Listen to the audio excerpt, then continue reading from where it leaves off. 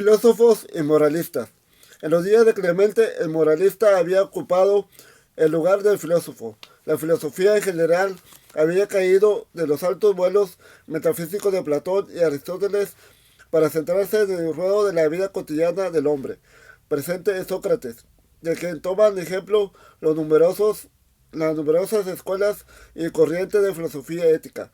Por eso, Clemente entiende por filosofía la práctica virtuosa de la sabiduría en común acuerdo con sus contemporáneos. En efecto, la virtud es en sí misma una disposición del alma que sintoniza con la razón durante toda la vida. Y lo que es más importante, la filosofía se define como práctica de la recta razón, que tiende al bien, la virtud y la pureza de vida. Por, es, por este motivo, el cristianismo pudo insertarse a sí mismo en esta gran corriente de la filosofía moral de entonces. De hecho, su lenguaje, incluido el Nuevo Testamento, sus exhortaciones éticas, su lista de dones y virtudes, su catálogo de males y vicios, se diferenciaban poco de lo dicho por retóricos y filósofos moralizantes de la época. Como ha estudiado Wayne Amex, gran parte del lenguaje de la moralidad cristiana es lenguaje y compartido con la cultura del entorno. Esto explica la ficción, tomada muy seriamente por sus autores judíos y adoptada después por los cristianos, de que los filósofos griegos aprendieron sus ideas más elevadas de los escritos de Moisés y de los profetas hebreos, de no darse de un paralelismo verbal y un parecido ideológico. Esta teoría de la precedencia de Moisés sobre la filosofía no hubiera conseguido ser aceptada con un mínimo de credibilidad. Pero de hecho lo fue, y los escritores cristianos continuaron profundizando en esta línea, presentando como semillas del Logos Cristo las verdades expresadas por los autores paganos. Los cristianos se apropiaron de la moral de las posimetrías del paganismo, extremando incluso su rigor, como una reacción natural a la corrupción de la costumbre ambiente. Para el cristiano, el dominio propio, la disciplina, el autocontrol, tan querido a los filósofos, son no solamente resultado de la virtud humana, sino fruto sobrenatural obrado por el Espíritu de Dios, el Espíritu de sus hijos. Porque no nos ha dado Dios el espíritu de temor, sino de fortaleza y de amor y de dominio propio. 2 Timoteo 1:7, 2 Pedro 2:6.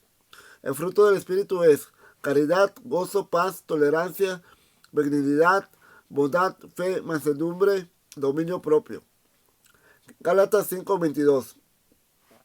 Para comprender el alcance revolucionario que el cristianismo introdujo en la cultura clásica, hay que comenzar por saber que el filósofo del siglo II después de Cristo fue el misionero moral de la clase de privilegiadas del mundo romano.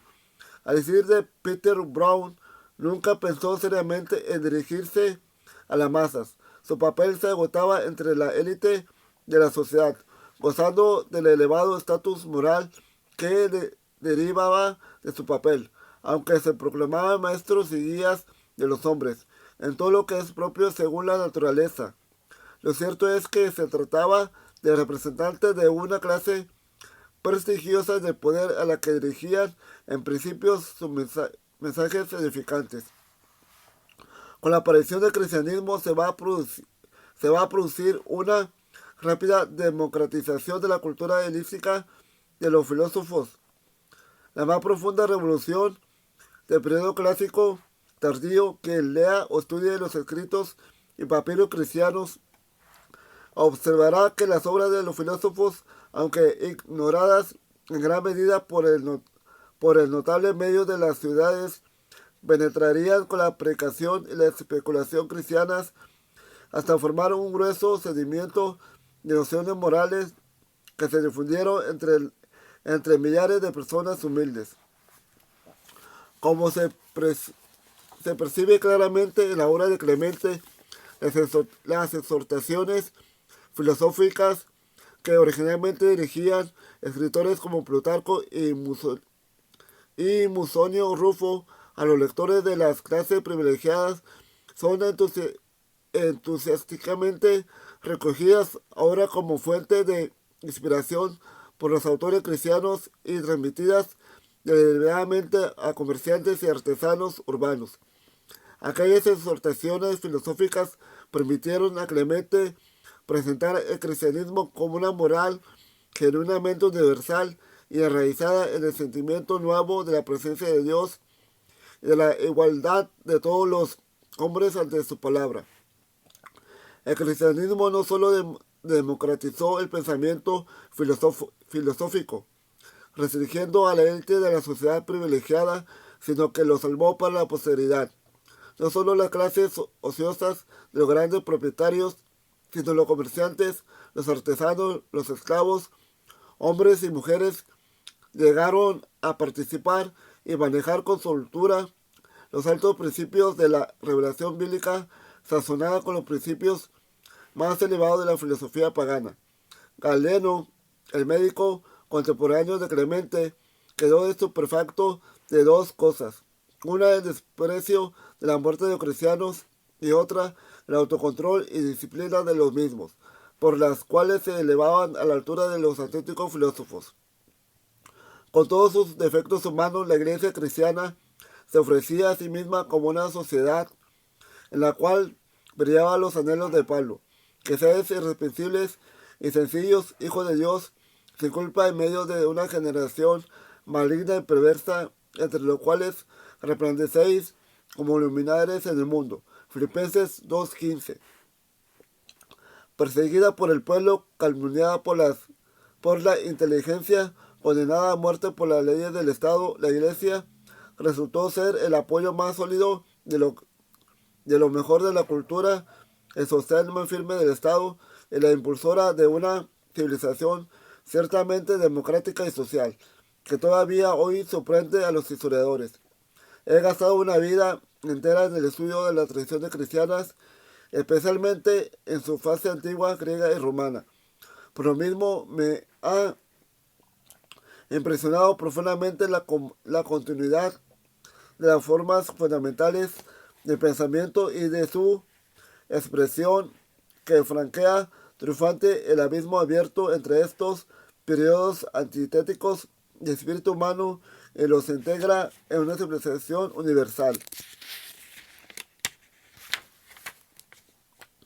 Ciertamente, como se ha dicho tantas veces, el cristianismo no es una filosofía, ni propiamente una nueva cultura. Ante todo es una nueva manera de entender a Dios y la relación entre los hombres. No crea una nueva civilización, sino que sirve de la ya existente, salvando aquí, crecimiento allí, con la palabra de Dios, todos los elementos que son dignos de ser salvados, incorpora y conserva lo que considera bueno y lo potencia y lo eleva a su acabamiento y perfección. Operación nada simple ni sencilla, siempre con el riesgo de aceptar por bueno no lo que realmente es bueno, sino lo que parecía serlo. Todo proceso de integración y asimilación conlleva la posibilidad del contagio de factores indeseables no advertidos en un primer momento debido a la proximidad expresiva pero engañosa del lenguaje. De ahí la necesidad de una constante revisión de toda construcción humana pasada y presente, a la luz siempre crítica de la revelación divina, norma y fundamento último de toda verdad y toda práctica. Nosotros, hijos de la luz verdadera. Lucas 16:8, Juan 12:36. No cerremos la puerta a esta luz, sino que dirigiéndola a nuestro interior, tras iluminar la visión del hombre escondido, contemplar la verdad misma y participar de sus resplandores, desvelemos con claridad y prudencia los sueños verdaderos.